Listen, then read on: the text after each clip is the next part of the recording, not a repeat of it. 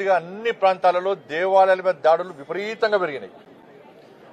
ఒక దేవాలయం మీద దాడి మర్చిపోకముందే ఇంకో దేవాలయం మీద దాడి జరుగుతూ ఉన్నది. ఎవరికి అడ్డురాని ప్రజలందరూ ఆరాధ్య దైవంగా భావించి ప్రతి సంవత్సరం బోనాల పండుగ నిర్వహించుకునేటువంటి బంజారాహిల్స్ పెద్దమ్మ గుడిని కూల్చాల్సిన అవసరం ఏమొచ్చింది? కదా ప్రభుత్వానికి అధికారులకు భయం లేదు. భయం చూపడతాం మేము కూడా. ప్రభుత్వానికి హిందూ దేవాలయాన్ని కూలిస్తే ఏ విధంగా పరిణామాలు ఉత్పన్నమవుతాయో ఇలా బంజారాహిల్స్ పెద్దమ్మ గుడి కూడొట్టిరు కదా. ఇలా హిందూ సమాజం అంతా ఒకటైంది.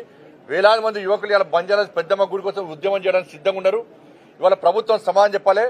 ఎవరైతే గుడిని కూల్చారో ఫస్ట్ అధికారి సస్పెండ్ చేయండి. ఫస్ట్ ఆ అధికారిని సస్పెండ్ చేస్తేనే మేము ఆలోచిస్తాం. అరే ఇదేం ఇంకా వేరే మతాలకు సంబంధించి కూర్చో దమ్ము మీకుందా?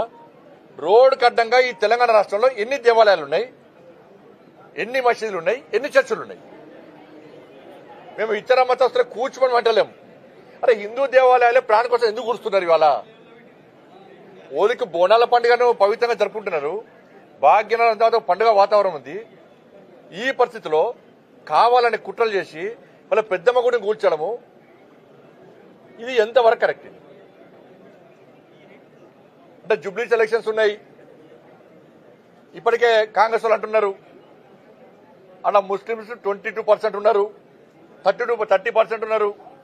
కాబట్టి వాళ్ళ ఓట్లు రావాలంటే పెద్దమ్మ గుడిని కూల్చాలి. మీరు గుర్తుంచుకోండి బిడ్డ, జూబ్లీస్ లో హిందువులందరూ ఓటు బ్యాంక్ మారుతారు. నేను రాష్ట్ర ముఖ్యమంత్రి గారికి చెప్తున్నాను, మీరు 20% ముస్లిం ఓటు బ్యాంక్ కోసం మీరు ప్రయత్నం చేస్తున్నారు.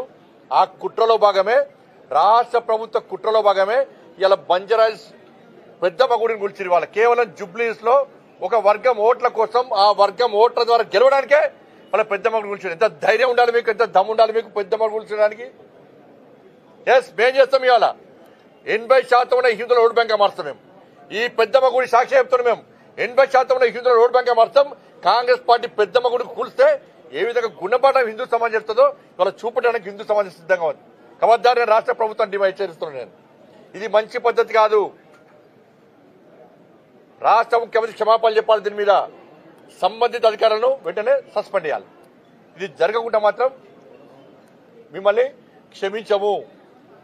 అందుకే ఇవాళ చెప్తున్నారు బీసీ రిజర్వేషన్ చెప్తున్నారు. ఇవాళ నేను అంటున్నా బీసీ కామారెడ్డిలో వీళ్ళు ప్రకటించింది బీసీ డిక్లరేషన్. వాళ్ళ జరుగుతున్నది ఏంది? బీసీలకు 5% మాత్రమే ఇచ్చారు, ముస్లింలకు 10% ఇచ్చారు.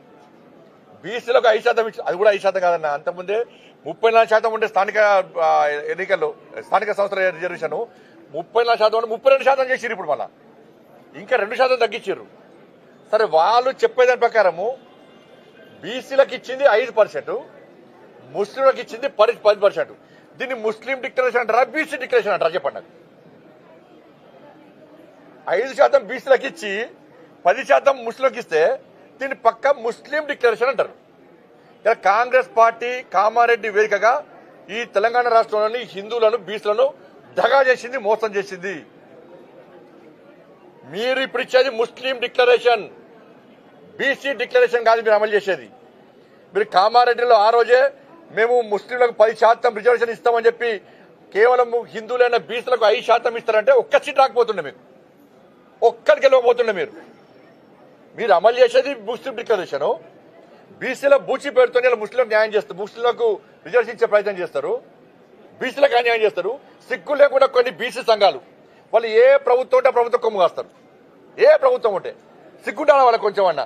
బీసీలకు అన్యాయం చేస్తుంది. ఆలోచించండి. మీరు గుండె చేసుకొని దీన్ని ముస్లిం డిక్లరేషన్ అంటారా, దీన్ని బీసీ డిక్లరేషన్ అంటారా? ఇచ్చేది 5%, 20% వాళ్ళని ఉండనుండే, 10% పోతే 32%, 30%, 20% ఉంది. ఇప్పుడు వచ్చేది 5%. 5% బీసీలకు ఇచ్చి దీన్ని బీసీ డిక్లరేషన్ అంటారా? మీరు మేము బీసీలో ఉద్ధరిస్తాం, మేము బీసీలో చేస్తామంటున్నారు. ఏం చేసింది? ఇలా 5% ఇచ్చి బిచ్చమెత్తురా మాకేమన్నా? కామారెడ్డిలో బీసీ డిక్లరేషన్ అంటారు, మీరు ముస్లిం డిక్లరేషన్ అమలు చేస్తారు. ఇక్కడ దీన్ని ఏం చేయాలి? ఒక ప్లాన్ ప్రకారం ఇవాళ తెలంగాణ రాష్ట్రంలో హిందువులు మెజార్టీ అయిన హిందువులను మైనార్టీగా చూపెట్టే ప్రయత్నం చేస్తున్నారు. 100% ముస్లింలకు రిజర్వేషన్ ఇచ్చి 100% ప్రతి ఒక్కరికి రిజర్వేషన్ ఇచ్చి వాళ్ళ హిందువులను మెజార్టీ అయిన హిందువులను మైనార్టీగా చూపట్టడానికి కుట్రలో భాగమే కాంగ్రెస్ పార్టీ ఆలోచన.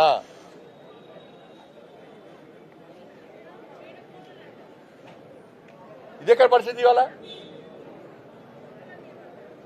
మేము మొదటి నుంచి మా లైన్ క్లియర్. మేము బాబాసాహెబ్ అంబేద్కర్ రాజ్యాంగానికి అమలు చేస్తున్నాం దేశంలో. నరేంద్ర మోడీ ప్రభుత్వం గుజరాత్లో చేస్తలేరా? మహారాష్ట్ర నువ్వు తెలంగాణ ఏడిపోయాడు ఫస్ట్. తెలంగాణ ఏడిపోయాడు ఫస్ట్. నువ్వు కామారెడ్డి డిక్లరేషన్ ఏంది? కామారెడ్డి డిక్లరేషన్ ఏంది? 42% బీసీలకు రిజర్వేషన్ ఇస్తావు. 42% పూర్తి రిజర్వేషన్ బీసీలకు అయ్యి మేము మద్దతు తెలుపుతాం. కానీ బీసీలకు 5% ఇచ్చి మీరు ముస్లిం డిక్లరేషన్ అమలు చేస్తా అంటే 80% అడ్డుకుంటాం. ఇక్కడ అడ్డుకోకుంటే ఈ విష వృక్షము దేశవ్యాప్తంగా నడకపోతుంది కదా. ఇదే డిక్లరేషన్ దేశవ్యాప్తంగా అమలు చేస్తారట వీళ్ళు. అంటే ఏంది? దేశవ్యాప్తంగా హిందువులను మైనార్టీలు చేస్తారు. ఓటు బ్యాంక్ కోసం ఒక వర్గానికి కొమ్ము కాస్తారు వాళ్ళు. ఇదేనా మీరు చేసేది? బీసీలు అంత అమాయకులు వారు. స్థానిక సంస్థల ఎన్నికల్లో మీకు 100% హిందూ సమాజం బీసీలు పక్కా గుణపాఠం చెప్తారు. మీరు రాసి పెట్టుకోండి కాంగ్రెస్ పార్టీ. మీరు ఏదో కొంతమంది లీడర్లు టీవీలలో బ్రేకింగ్లు వస్తాయి, వాళ్ళు మాట్లాడింది వాయిస్ కంపల్సరీ టీవీలలో పేపర్లు వస్తుంది, అదే ప్రజలు నమ్ముతున్నారు అనుకుంటే మూర్ఖత్వం. గ్రౌండ్ లో ఉన్న రిపోర్ట్ తెలుసుకోండి. బీసీలు అందరూ అంటారు మాకు కేవలం 5% ఇస్తున్నారు, ముస్లింలను బీసీలు వెళ్తే మేము ఒప్పుకోము అనేది వాస్తవం. అది రాహుల్ గాంధీ గారు అంటున్నారు హిందూ ఇది దేశవ్యాప్తంగా 50% ఉన్న రిజర్వేషన్ కోటలను గేట్లను తొలగించాట రిజర్వ్ అమలు చేస్తారు. అంటే హిందూ ధర్మాన్ని అంటే హిందూ సమాజాన్ని దాని సంగతి చూస్తారంటే నిన్న పేపర్ చూసి నిన్న మీ తాతతో కాలే, మీ నాయనమ్మతో కాలే, మీ నాయనతో కాలే, నీతో అవుతుందా? హిందూ ధర్మాన్ని హేళన చేస్తే, చీల్చే ప్రయత్నం చేస్తే ఈ దేశంలో ఏమవుతుందో అడుగుదామంటే మీ నాయన లేడా, తెలుసుకుందామంటే మీ నాన్నమ్మ లేదా, విందామంటే మీ తాత లేడా? వాళ్ళతో కాదు, నీతో అవుతుంది. ఏమవుతుంది నీతో?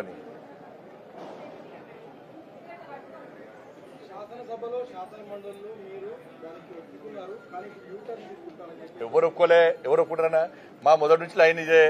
గతంలో రాజశేఖర రెడ్డి గారు 4% రిజర్వేషన్ ఇస్తున్నారని ఇచ్చిరన్న ముస్లిం బీసీ కలిపిరు. ఇలా ఫైట్ చేసింది ఎవరు? మేమే ఫైట్ చేసిన లాడీ దెబ్బలు తిన్నా మేము ఆ రోజు.